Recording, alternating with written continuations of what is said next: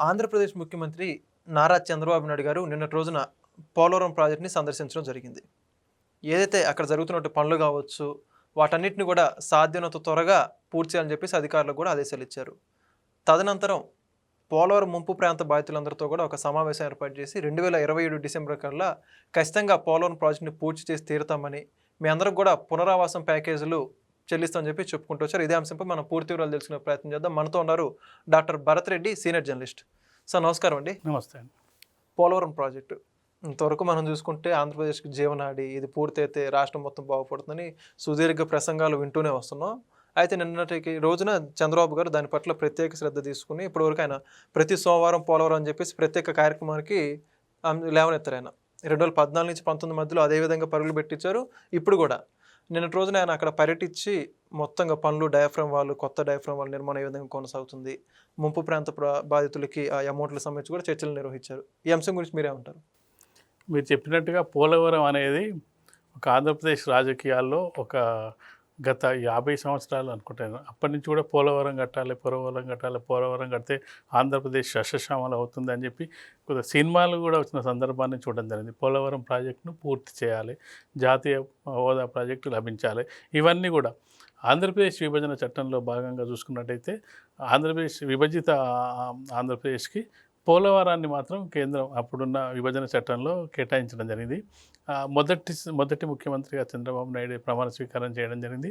ఆయనకు భాగస్వామ్య పక్షంగా ఉన్న ఎన్డీఏ అక్కడ అధికారంలో చేపట్టడం జరిగింది. ఎన్డీఏ ద్వారా కొన్ని పనులను ప్రారంభించడం జరిగింది. ఆ పనుల్లో భాగంగా పోలవరానికి కొంత డిజైన్స్ ఇవన్నీ చేయడం జరిగింది.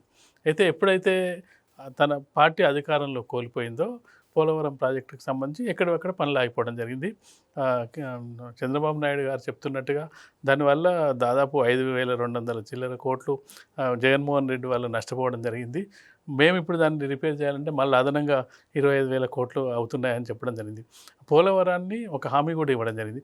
పోలవరం అసలు అవుతుందా అనేది ఒక సమస్యగా గతంలో పాలకులు పోలవరం అంటే అది ఒక కళగా మారిపోయిన సందర్భంగా ఒక డెడ్ డేట్ అయితే ఫిక్స్ చేయడం జరిగింది చంద్రబాబు నాయుడు గారు.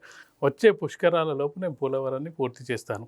27 ఆగస్టు పుష్కరాలు ఉంటాయి. ఆ లోపు 26 కల్లా నేను పోలవరాన్ని కంప్లీట్ చేస్తాను. అందులో ముఖ్యమైనది ఏ ప్రాజెక్టుకైనా ముఖ్యమైన అంశాన్ని మనం పరిగణించాల్సింది నిర్వాసితులదే పెద్ద సమస్య ఉంటుంది. నిర్వాసితుల కోసం కొన్ని గ్రామాలను నిర్మిస్తాను. మొదటి ప్రియారిటీ నాకు అదే. ఆ ప్రియారిటీలో భాగంగా ఆ గ్రామాల్లో కొన్ని ఇండస్ట్రీస్ కూడా ఏర్పాటు చేస్తాను. మీకు కాలనీలు నిర్మించి మీకు పునరావాసం కల్పించిన తర్వాతనే ఈ పోలవరం ప్రాజెక్టు కంప్లీట్ అవుతుంది. ముందు మేము చేయాల్సింది నిర్వాసితుల సమస్యలు పరిష్కరించడమే. ఎందుకంటే ఇప్పటికి కూడా ప్రాజెక్టుల విషయంలో నిర్వాసితులు ఇప్పటికి కూడా కోర్టుకు వెళ్తూ ఉంటారు. మాకు నష్టపరిహారం అందలేదని, మాకు ఎలాంటి పునరావాసం ఏర్పాటు చేయలేదని చెప్పి. అంటే మొదటి ప్రాధాన్యతగా అది గుర్తించడం జరిగింది. కాబట్టి నిర్వాసితులు కూడా వాళ్ళు మరో చోట వాళ్ళకు ఆశ్రమం కల్పిస్తే వాళ్ళు అక్కడికి వెళ్ళి హాయిగా జీవించే అవకాశం ఉంటుంది. వాళ్ళకు ఎంప్లాయ్మెంట్ జనరేషన్ కోసం వాళ్ళకు కొన్ని పరిశ్రమలను కూడా స్థాపిస్తానని చెప్పడం. ఎందుకంటే కొత్త ప్రాంతానికి వెళ్ళినప్పుడు వాళ్ళు దూర ప్రాంతాలకు ప్రయాణం చేయాలంటే చాలా కష్టమైన పని. కాబట్టి వాళ్ళకు దగ్గరలోనే కొన్ని పరిశ్రమలు ఏర్పాటు చేసినట్టయితే నిర్వాసితులు వెళ్ళే అవకాశం ఉంటుంది. కాబట్టి పోలవరం ప్రాజెక్టుని కంప్లీట్ చేయడానికి చంద్రబాబు నాయుడు గారు కంకణం కట్టుకున్నట్టుగా అనిపిస్తుంది. ఒక డేట్ ఎప్పుడైనా మనం ఏదైనా పని చేస్తున్నప్పుడు ఒక డెడ్ లైన్ పెట్టుకొని పూర్తి చేసినట్టయితే అది కంప్లీట్ అవుతుంది. అట్లా కాకుండా ప్రాజెక్టు ఎప్పుడో పూర్తి అవుతుందిలే అంటే అది కాన్పడదు. ఎందుకంటే ఇప్పుడు చంద్రబాబు నాయుడు చాలా కీలకంగా వ్యాఖ్యానించడం జరిగింది. ఎన్డీఏ ప్రభుత్వంతో నేను పనులు చేయించుకోగలుగుతున్నాను నిజంగానే. ఎందుకంటే ఎన్డీఏ చాలామంది ఏమనుకున్నారంటే బీజేపీకి బలం తక్కువ ఉంది, 240 మందే ఉన్నారు చంద్రబాబు నాయుడు మీద, అలాగే నితీష్ కుమార్ మీద ఆధారపడాల్సి వస్తుంది అన్నప్పుడు నితీష్ కుమార్ అన్ని డిమాండ్స్ పెడుతున్నారు అని కొంత బయట చర్చ జరుగుతుంది. వీళ్ళు ఉపసంహరించుకుంటే ప్రభుత్వం పడిపోతుందని చెప్తున్నప్పటికీ చంద్రబాబు నాయుడు అలాంటి ప్రకటనలు ఎప్పుడు చేయరు. ప్రభుత్వం స్థిరంగా ఉండాలి, మనకు అభివృద్ధి కార్యక్రమాలు జరగాలంటే పోలవరాన్ని పూర్తి చేయాలి. పోలవరాన్ని పూర్తి చేయడానికి కేంద్ర సహకారాన్ని ఎలా తీసుకోవాలి? ఎందుకంటే ఒక పని చేయాలంటే ఇప్పుడు ఈ ఫెడరల్ వ్యవస్థలో రాష్ట్రం ఎంత ఇంపార్టెంటో కేంద్రం కూడా అంతే ఇంపార్టెంట్. దాంతోపాటుగా పోలవరానికి జాతీయ హోదా ఉంది. ఖచ్చితంగా కేంద్రం నుంచి నిధులు రావాలి. ఆ నిధులు రావాలంటే సఖ్యతతో ఉండాలి, సమస్యను పరిష్కరించాలి, పూర్తి చేయాలి. ఇవన్నీ చంద్రబాబు నాయుడు గారు రాజకీయ చాణక్యంతో చేయాలి. కాబట్టి ఆ వైపుగా దశలు వెళ్తున్నాయి. పుష్కరాల సమయంకు పూర్తి చేయడం, 26లోనే కుడి ఎడమ కాలువలను కలపడం, నీళ్లు అందించడం ఒక లక్ష్యంగా పనిచేస్తున్నాడు కాబట్టి అక్కడ ఉన్న సమస్యలు ఏంటి, వాటి పరిష్కారాలు ఏంటి అనే దాని మీద స్వయంగా పర్యవేక్షిస్తారు. అంటే చాలామంది ముఖ్యమంత్రులు వాటికి వెళ్ళరు, ఓన్లీ సమీక్షలు చేస్తుంటారు.